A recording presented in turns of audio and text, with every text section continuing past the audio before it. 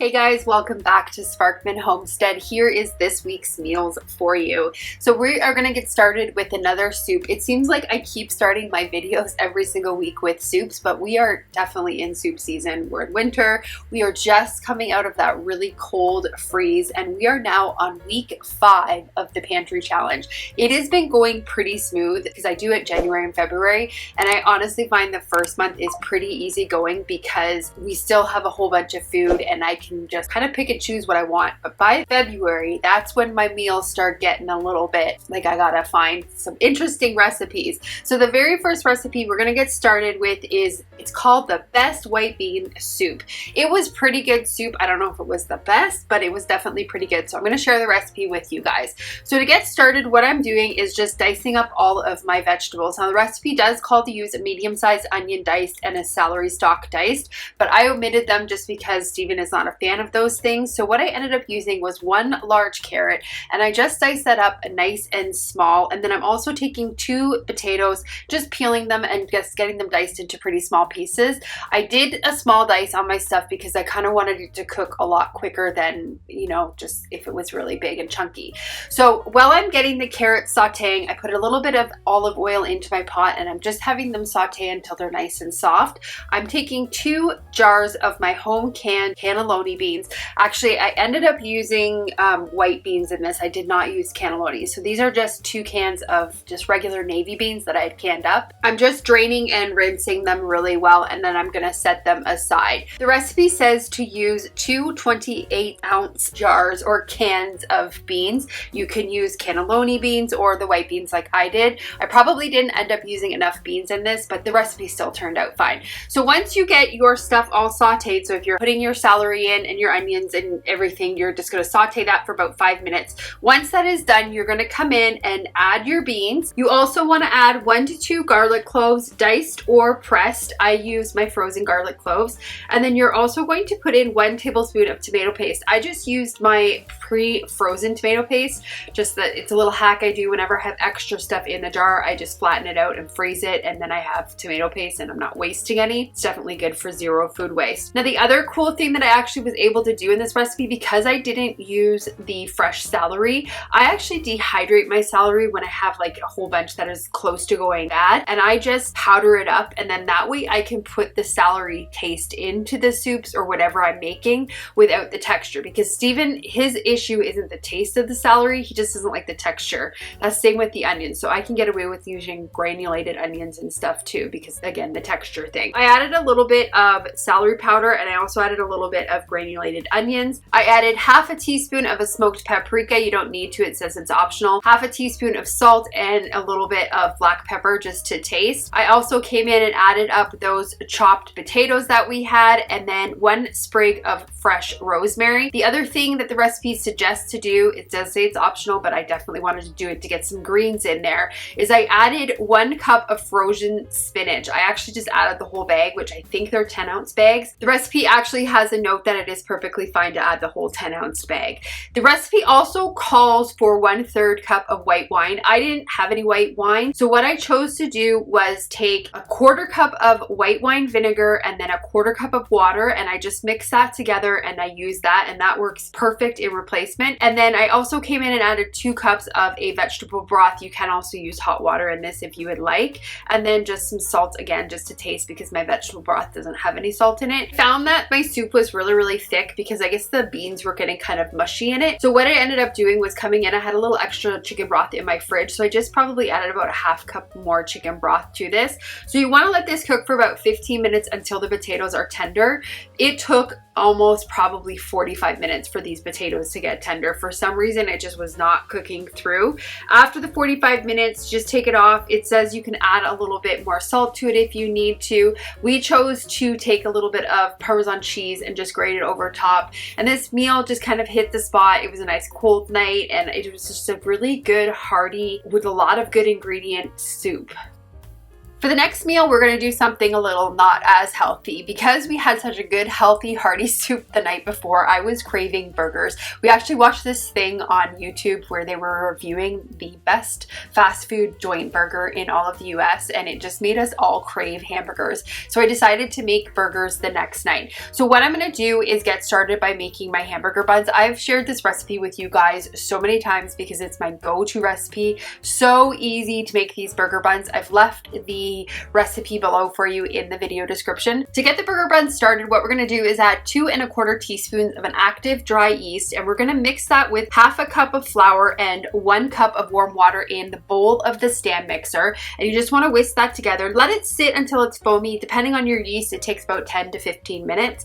Once that's foamy, we are going to whisk in 1 egg, 3 tablespoons of melted butter, 3 tablespoons of a white sugar, and then 1 1/4 teaspoon of salt. And you just want to whisk that together. Then you're going to put it on your stand mixer with the dough hook attached. You're going to add about 3 cups of flour, and you want to whisk that for about 5 to 6 minutes. You want the dough to be not sticky, but just definitely like smooth dough. So I usually find that 6 minutes is the perfect time for that. And again, I use about 3.5 cups of flour in total. If you're finding that your dough is a little bit sticky, then just go ahead and add a little extra flour to it just until the dough starts to pull away from the bowl. So you're going to cover that up, and you're going to let that sit in a oiled bowl for about 2 hours. You want that to double in size. After the 2 hours, or it's doubled in size, you're going to take the dough out of the bowl and you're going to cut it into even pieces. Now, it all depends on how big you want the burger buns. Normally, this recipe says to make 8 equal pieces with it, but I have found that those buns are literally the size of a loaf of bread. So I decided to make 12 of them this time, and it was so much better. So after you get them shaped, you want to roll them into a bowl and put them onto a floured cookie sheet with either lined with parchment paper or like what I use, these silicone mats.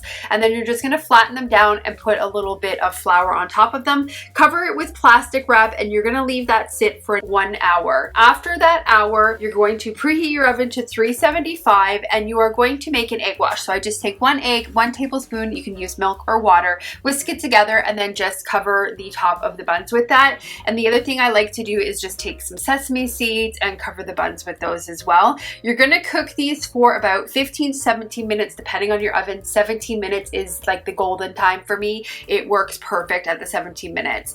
And then you want to let them rest for maybe half an hour before you actually cut into them, just so that they're nice and fluffy. So we're going to make patties from scratch. I took 2 pounds of a ground beef here. You can use whatever meat you want to when you're making your patties. Ground chicken is amazing too for burgers, same with turkey. But this time we were craving, you know, that all American beef patty.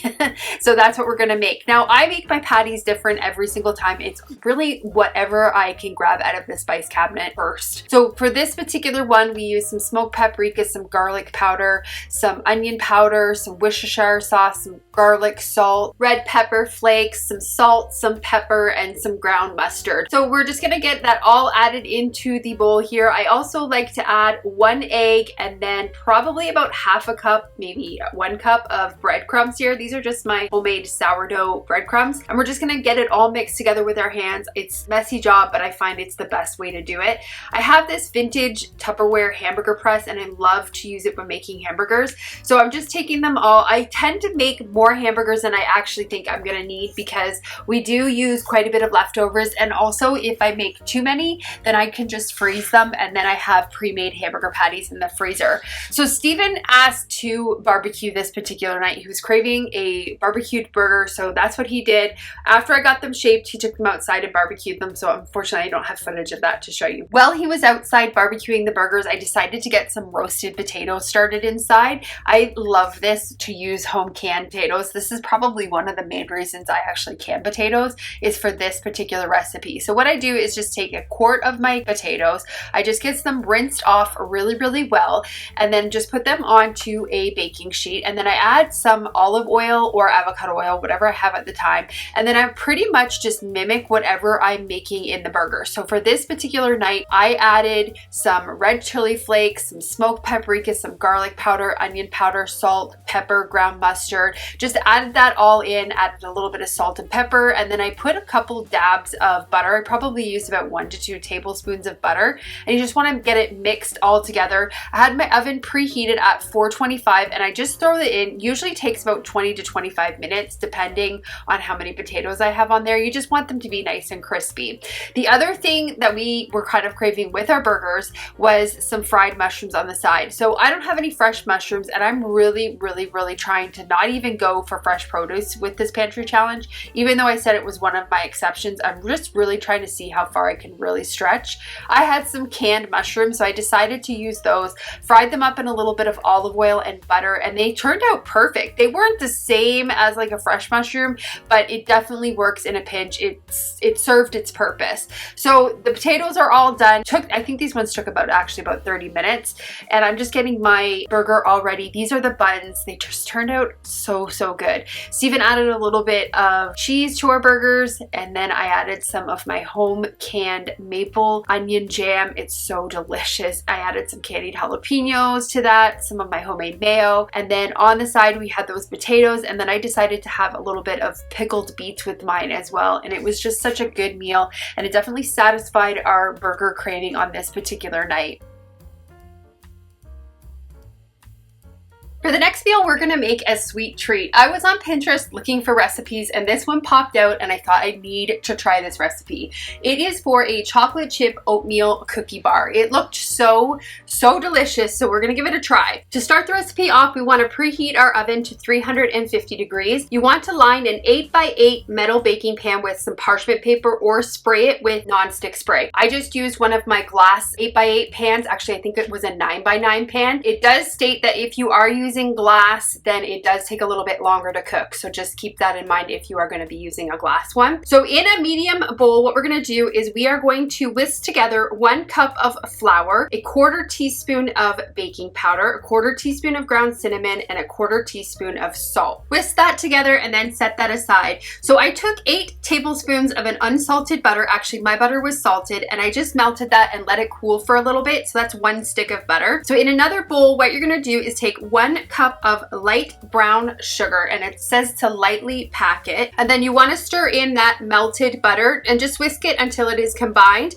And then you're going to add 1 large egg, 1 teaspoon of pure vanilla extract, and then you're just going to stir that all together. Next, you want to take your dry ingredients and pour them over top of the wet. Now, it does suggest to stir it with a spatula or a wooden spoon just until there are no dry spots remaining. It stresses not to overmix it. Once you get that all stirred together, then you're going to come in and then you're going to add 1 cup of old-fashioned rolled oats. It says not to use quick oats in it. It really stresses that you need to use the old-fashioned rolled oats ones. And then you're going to add 1 cup of semi-sweet chocolate chips. Now the recipe also says to add 1/2 cup of M&Ms in it. I didn't have M&Ms, so what I did is added 1/2 cup of butterscotch chips and then probably a 1/4 cup of white chocolate chips to this, and it was perfect. So you're going to stir that all together until everything is all incorporated. Again, we're trying not to overmix this, and then you're going to pour the batter into a prepared pan, scattering any reserves of the mix-ins over top of it. So just push it all down. Depending on your oven, you're going to bake this for about 24 to 28 minutes until the edges are light brown. There's a note on it, and it says if it's cooked